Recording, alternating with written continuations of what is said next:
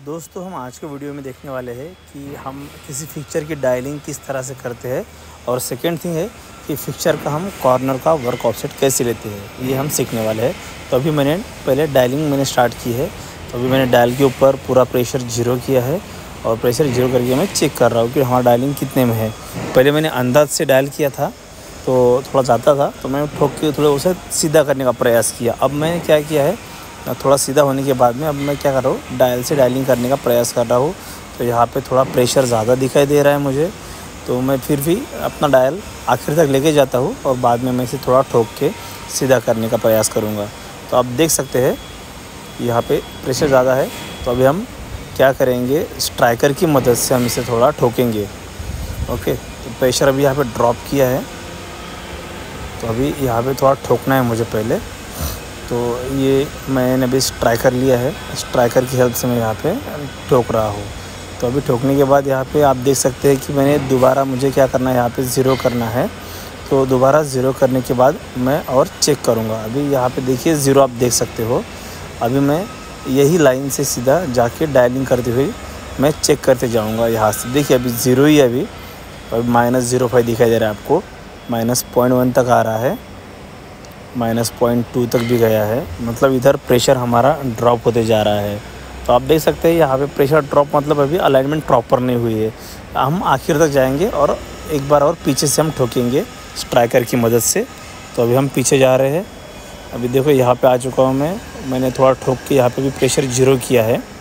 Video लंबा ना हो इसलिए मैंने बीच में का पोर्शन स्किप कर दिया। अब देखिए आप यहाँ पे 0.5 में दिखाई दे रहा है, देख सकते हो आप 0.5 है। सेंटर तक आए हम, लेकिन 0.5 में दिखाई दे रहा है हमको। अभी 0.1 तक गया है, आगे जा रहा है तो 0.1 में गया है। आप देख सकते हैं 0.1 में है।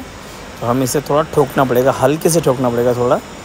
0.1 में मतलब अभी मैं थोड़ा स्ट्राइकर से ठोकूँगा, देख सकते हैं आप यहाँ पे। तो ये देखिए मैंने प्रेशर यहाँ पे ड्रॉप कर दिया है। अभी मैं यहाँ से चेक करते जाऊँगा आखिर तक। अभी यहाँ पे और एक बार 0 किया है। अभी हम आखिर तक चेक करते हुए जाएंगे। तो देखिए मैं चेक करते हुए जा रहा हूँ दोस्तों। यहाँ पे लिटरली 0.1 0.2 दिखाई दे रहा है मुझे। तो ये 0.3 तक गया है अभी, आप देख पा रहे हो। 0.5 के अंदर ही है, लेकिन हमें 0.5 के अंदर चल सकता है, कोई प्रॉब्लम नहीं है। तो ये 0.3 दिखाई दे रहा है मुझे। अभी ये 0.3 ही है। तो ओके, हमारा डायलिंग अभी 0.3 में कंप्लीट हो चुका है। मतलब हमने 30 माइक्रोन में हमारा डायलिंग करके रेडी किया है। अभी एज़ यूजुअल हमारे पास है मैग्नेटिक क्लैंपिंग, तो हम मैग्नेट से क्लैम्प कर लेंगे। तो मैं अभी यहाँ पे क्या करूँगा, मैग्नेटिक क्लैंपिंग का केबल लगाऊंगा और यहाँ पे पहले मैं क्लैम्प कर लूँगा।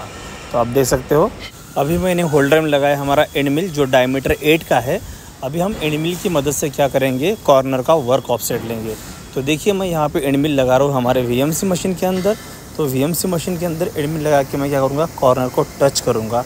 कॉर्नर को टच करने के बाद में मैं पेपर से पूरा कांटेक्ट लूँगा। पेपर से पूरा कांटेक्ट होने के बाद मैं क्या करूँगा, हमारा जो एंड मिल है उसे ऊपर उठाऊँगा। ऊपर उठा के उसे मैं 4 mm माइनस कर दूँगा और वहाँ पे 0 सेट करके उसे मैं इजी सेटिंग करके वहाँ पे मेरा वर्क ऑफसेट सेट कर दूँगा। तो आप देख पा रहे हो अभी हम क्या कर रहे हैं, एक्स एक्सिस में हमारा जो एंड मिल है उसे टच कर रहे हैं, उसको प्रेशर दे रहे हैं हम एक्स एक्सिस में। तो अभी पेपर का कांटेक्ट लूँगा मैं। पेपर से पूरा फिजिकली कांटेक्ट होने के बाद में, पेपर पूरा टाइट होने के बाद में वहाँ पे पहले मैं रिलेटिव में 0 करूँगा।